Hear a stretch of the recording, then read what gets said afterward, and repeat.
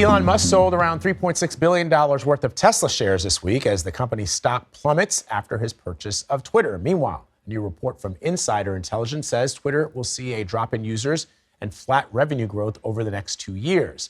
Joining me here in Studio 57 is Insider Intelligence Principal Analyst Jasmine Engberg. Good to see you in studio, Jasmine. Great to be here. All right. So first of all, let's talk about the report from your organization. What does it say? So we are predicting that Twitter is going to lose more than 30 million users, monthly users worldwide over the next 2 years. Now, that's going to mean that Twitter is going to lose all of the growth that it gained during the pandemic when people were turning to the platform for news and for information about COVID-19, as well as all of the other events that were going on. Now, the U.S. is going to be the market that is hit the hardest in this. We're predicting a loss of about 8 million monthly users by 2024, which means that Twitter's U.S. user base, in terms of monthly users, is going to be the smallest it's been since 2015. So what does that mean for the future of the company then? I mean, Elon Musk presumably bought this. Anytime you own any business, it's to make money at the end of the day, and you want a return on your investment. Is that possible? Well, I'll start by saying that it's way too soon to write the obituary for Twitter. So it's definitely... Which a lot of people tried to do, which I thought was ridiculous, that people were like, oh, it'll collapse within a week. I'm like, what? No, there's not going to be one catastrophic event that ends Twitter. It is going to continue to exist, but there is going to be this user drain. And that, of course, isn't good for Twitter for many different reasons. I mean, Twitter has long struggled to bring in monthly users, which is one reason why it stopped reporting publicly its monthly active users a couple of years ago, switched to this new metric called MDAUs, monetizable daily active users. So this isn't necessarily a new issue for Twitter, but Musk has exacerbated it. So your report noted that in addition to technical issues, there's been a proliferation of hateful content on the platform, which is causing many people to leave.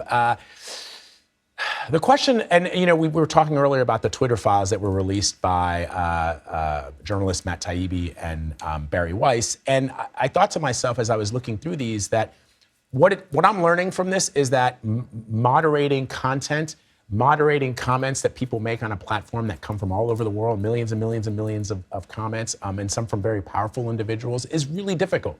And maybe there's some bias because some people, let's presume that they're left-leaning that work for Twitter, but you can see them having discussions about whether they should do something or whether they should not do something, right? And it just struck me that that's what we're learning from the release of these files, not some glaring, attempt at overturning or restricting people from voting for a particular candidate.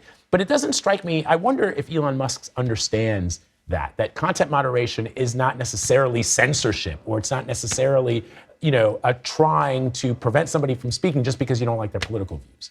It's something that he should understand, because this is a problem that has existed within social media for years. We've seen this, especially during the pandemic over the past couple of years with the spread of mis and disinformation. The platforms at one point banded together to prioritize good information and deprioritize poor information. So there are things that can be done, but Elon Musk isn't making it any easier for himself when he's letting go of many of the people who are responsible for content moderation, and also disbanding the Trust and Safety Council last Monday.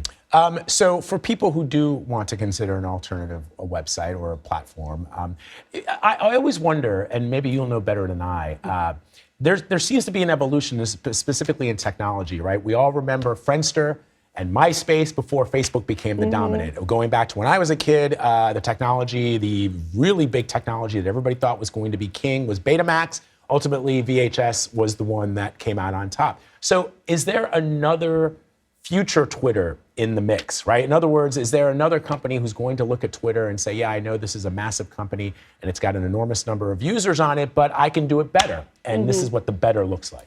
So I expect there will be companies that will try. We're seeing a couple of different companies that have popped up and are, pitching themselves as alternatives to Twitter. One of them is Mastodon, which has been in the news quite a bit recently. It is a decentralized platform where people can go in and create their own networks. So depending on what network you're in within Mastodon, you may have somewhat of a different experience. There hasn't been an exact replica of Twitter Twitter, is pretty unique in the digital landscape. It is part social media, it is part news app, and it's part microphone for the rich, the wealthy, and the influential. And no other platform has been able to mimic that exactly. And I'm not so sure that social media users want that anymore. The social media landscape is very, very different than it was in 2006 when Twitter launched. And we're going to see most likely that a lot of the lost usage is going to be absorbed by these established social platforms. Meta is probably betting on it. It just released a new feature for Instagram called Notes, where users can post up to 60 characters of text onto their profiles.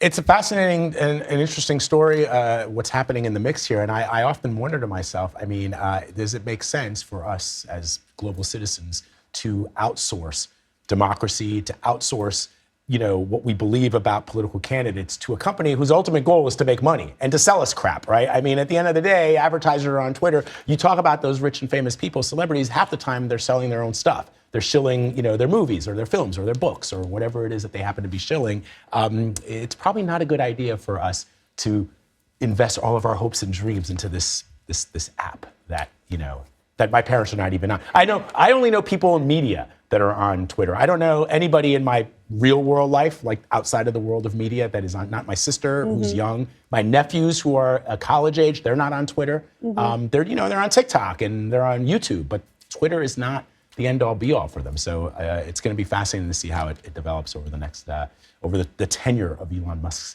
CEO-ship. Jasmine, it's great to see you in the studio. I love having you here. Yeah, great, excellent.